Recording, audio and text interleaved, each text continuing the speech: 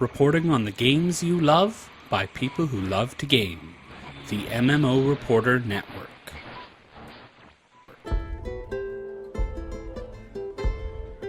This is the guild of Dungeoneering, on a quest we're never veering. Oh, to be a Dungeoneer, swimming in pools of gold. Greetings, friends, and welcome to the very first episode of the Game Diplomat podcast, a bite-sized show about great games you might have missed. I'm your host, Josh Augustine, and today I want to tell you about how I used math to kill a mermaid. But before I get to that, since this is the very first episode, I just want to kind of explain what you can expect. So, I'm Josh Augustine, I'm a game designer at Daybreak Games now, but I was a games writer and reviewer for years at PC Gamer before that. I love helping people find new games to try and have more fun in games they're already playing. So I make blogs, videos, podcasts, all that sort of stuff. Over on GameDiplomat.com, what a plug! So I've been really trying to focus on smaller games lately, like indie games that are super good, that I think have kind of gone under the radar. Because it's just hard to keep track of all the little games that come out, right? They don't get the big marketing pushes, they don't get all that, but when you find them and you love them, those are the games I want to share. Because they're games that I think you could really like if you give them a chance. So I've been covering them on the site for a while, but I wanted to kind of take it to the next level and start a podcast to share them with people. So it's going to be a short show. I'm aiming for 15, maybe 20 minutes. And I'm not going to cover big AAA games here. You're not going to hear about Mass Effect or Hearthstone or anything like that. You've already heard of those games, right? And if you want to play them, you already are. And all the big sites and podcasts out there already cover them. So I want to help you find new small games that those other sites and podcasts forgot to tell you about. I'm only covering games I love, right? These aren't reviews either, so I play a bunch of games that I just don't talk about most of them because they aren't great, or they're just okay, or maybe they have promise, so I'll check them out in the future, and maybe if they're good enough, I'll talk about them then.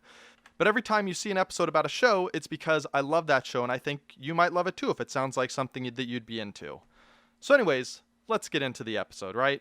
So the game I want to tell you about today is called Guild of Dungeoneering. It's a wonderfully creative dungeon crawling game that uses like a unique mashup of cards, puzzles, deck building, role-playing, strategy, tower defense. It's all thrown together, but I swear it works out well, right? It sounds kind of intimidating at first, but it's really clever because they just use the best parts of all those genres in different ways. So it's all tossed together, a charming little bundle. I think you'll like it. It's developed by Gabrinus? I don't actually know how to pronounce it. It's a word that means drunk on beer that I'd never heard of before, but Gabrinus. There you go. It's a team of 5 people in Dublin. Is published by Versus Evil. Is released on Windows and Apple PCs in July of 2015. And by now, it actually has a pirate-themed expansion out that's super great, adds new areas and lots of nice quality-of-life features. And it's in beta for mobile release right now, too. So hopefully that'll be coming out soon. So it'll be on Android and iOS. So first, I want to just kind of explain how the game works, kind of walk you through the general game cycle and just what you'll be doing in the game. And then afterwards, I'll try and really sell you on it. But first, let's just talk about how it works, right? So the basic premise, it's a dungeon crawling game, which is kind of like, like a roguelike or even kind of like Diablo, where you're exploring a dungeon and killing monsters and getting loot and gaining levels. But this has a twist, right? This one, you're building the dungeon around you as you go. It's turn-based. And combat encounters that you run into are handled via a quick card game, where you use your little deck and you battle their deck and you fight it out. So when you start off the game, you're introduced. You've taken over a tiny little pathetic guild hall because you weren't invited to the big dungeon guild, and it made you sad, so I'm going to go out, make my own, and blackjack, and booze, and drunk adventurers, and Gabrinus adventurers. So you recruit adventurers to your cause, and these are little dudes that join your club, and then you use them to go fight these dungeons, because you're not actually an entity in the world, you're managing everything. And the goal is just to build up your guild over time, build up your adventurers over time into a mighty awesome team of super dudes and dudettes. Each adventurer that you get has a class, and really you're unlocking classes, and you have one adventurer of each class at any time. And a class is basically a passive ability, saying like, if you block all damage, deal 1 damage back to them. That's the spiky trait. And then a set of core cards to build kind of the starter deck for that class.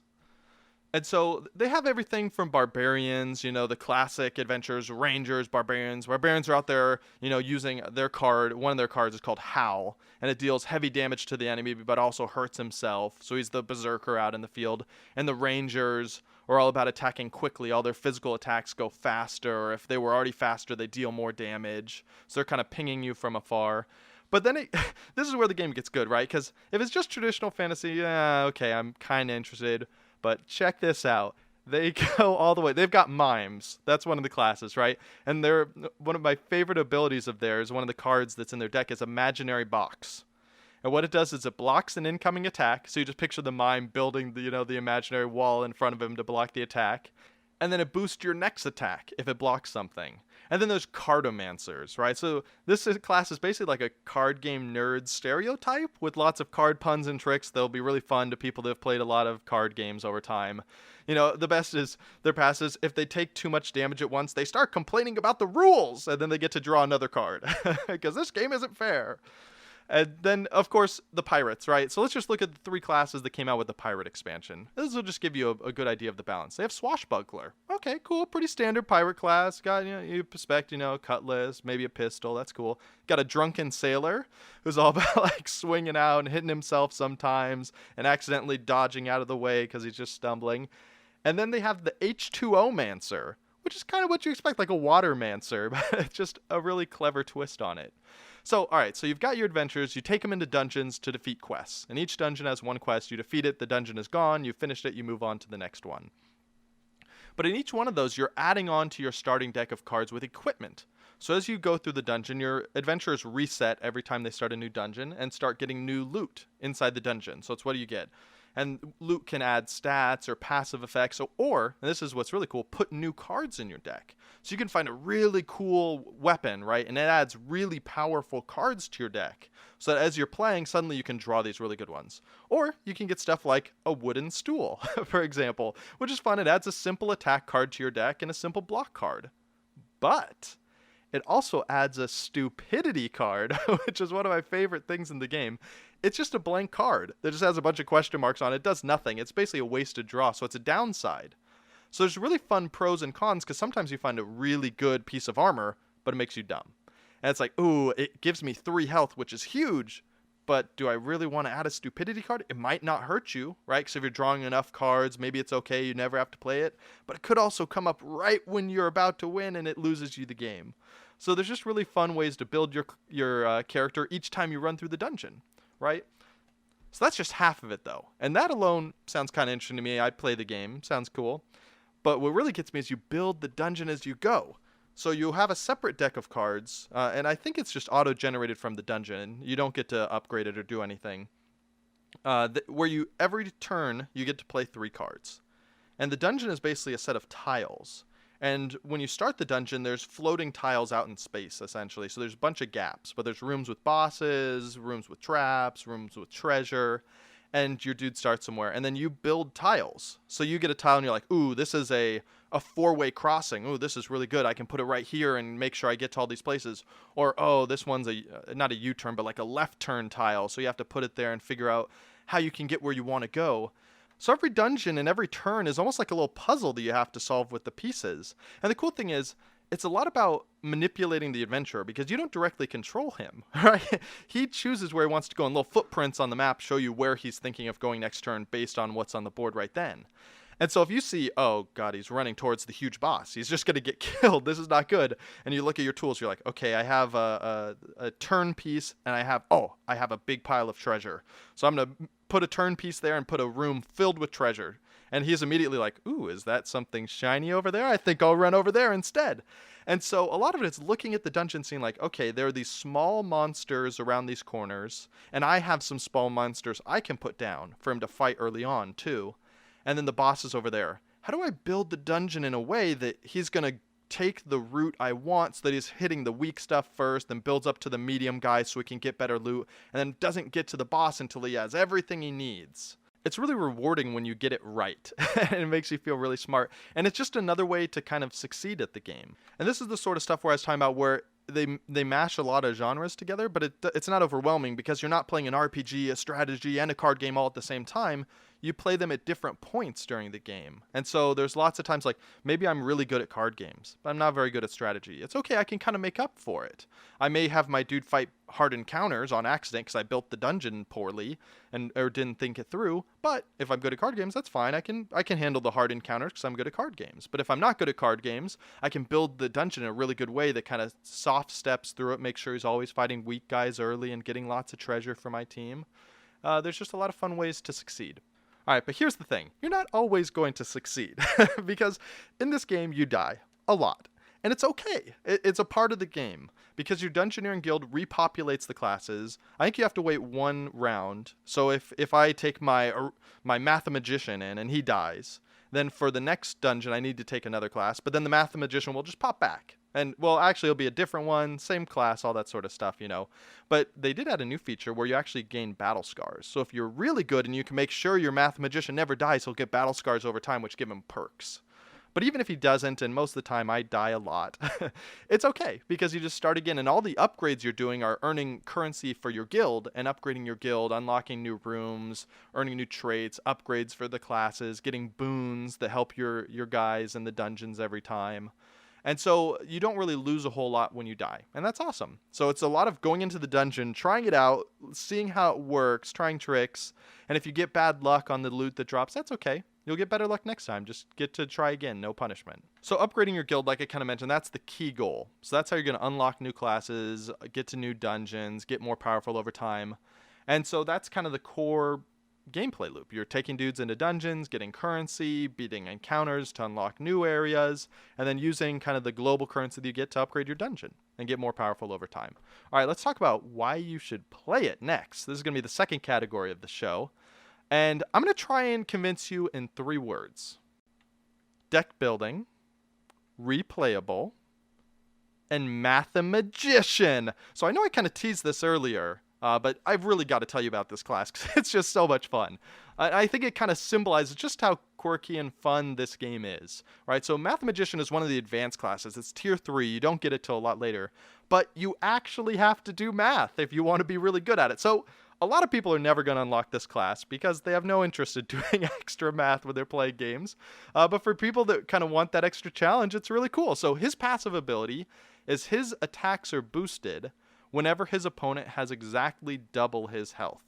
So there's just this really cool thing where you can figure out, like, you can kind of see what cards they're going to play next in some encounters. And sometimes if you've played cards that let you see that, you can see, like, okay, he's going to do 2 to me. I'm at 4. If I do exactly 3, he'll have double. And then my next attack, boom, will just crush him. Okay, so I want to do that. Or you can just ignore it and do your thing. No big deal. But let's look at some of his other cards, right? So he has Measured Trajectory, which is, measuring the angle of something flying through the air or something, if I remember physics class. What he does is, so he's in theory like measuring, okay, here's the attack coming in. Boom! He blocks the incoming damage, then heals for the damage that was blocked. Which is fun. And then his other card, Explain Theorem. So, he wouldn't be a mathematician if he didn't want to tell you about these exciting discoveries in mathematics that he's discovered.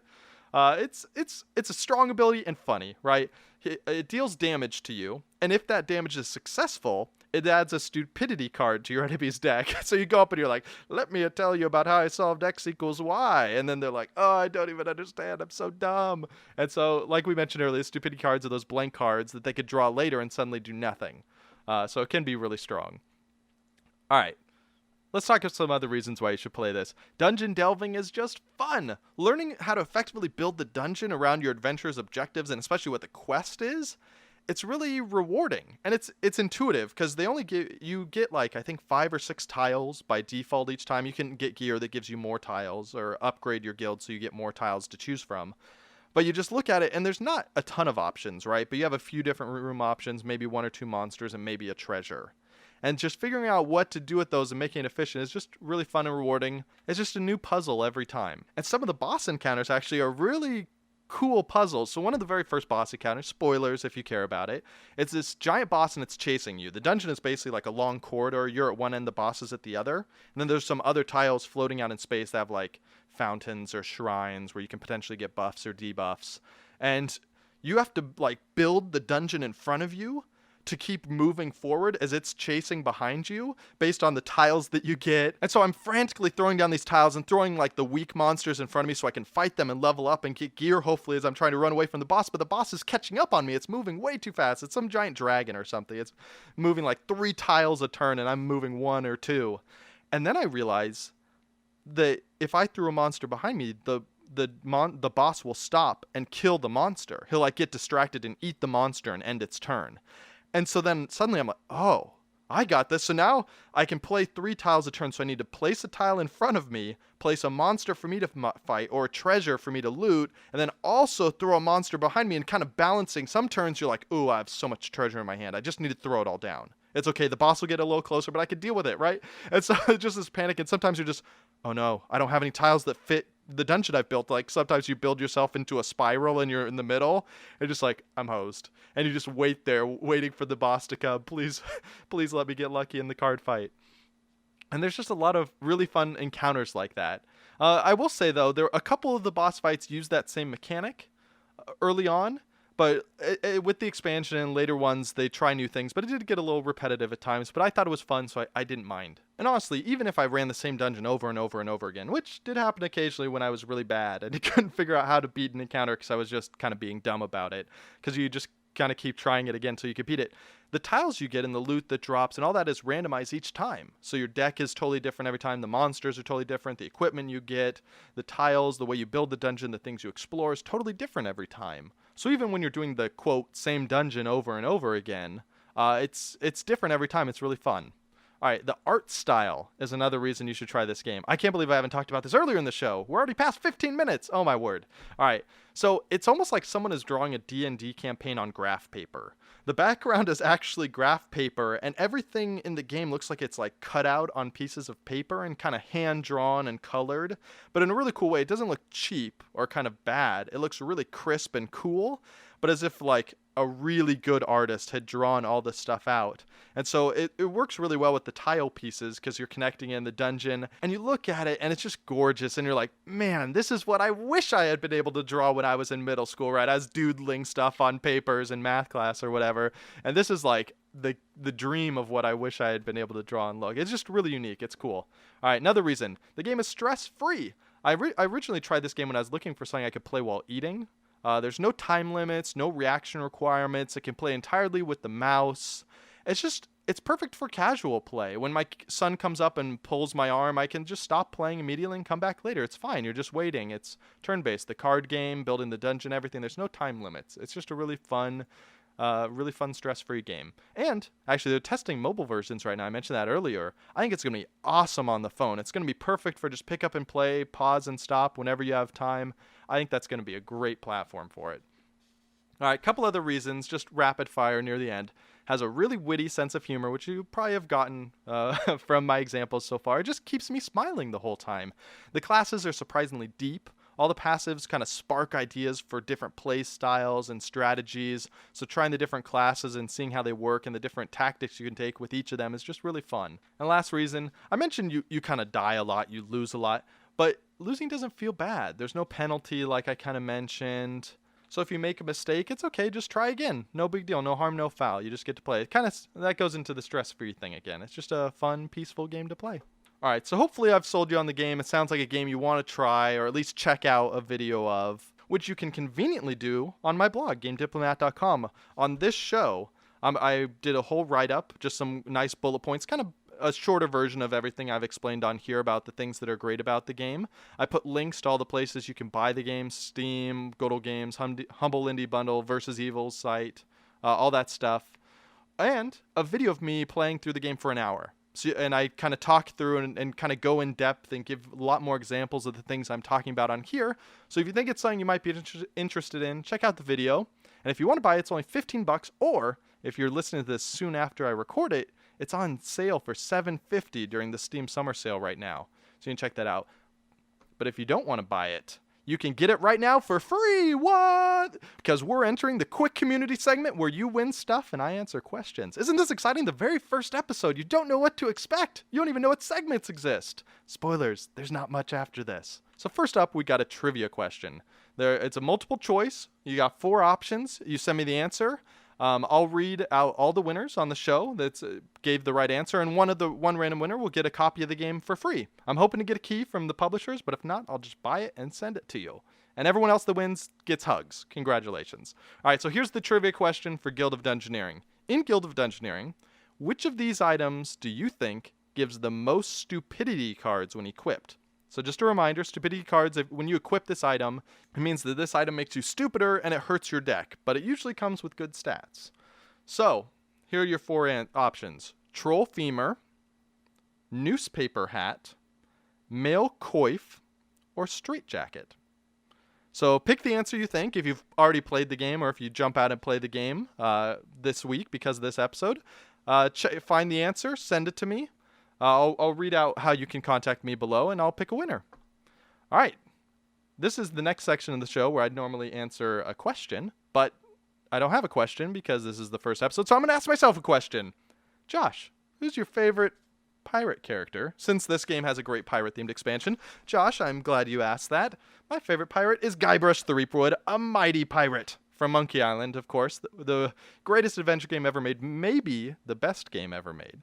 He's goofy, he's fun, he jokes a lot. He's just perfect for like a geeky kid to relate to. He's a pirate trying to do the right thing with a heart of gold, but just not always very good at the pirating thing. So if you have questions for me, you can ask me anything about the games industry, the games I play, the games I don't play. Send it to me, and I'll answer it live on the show.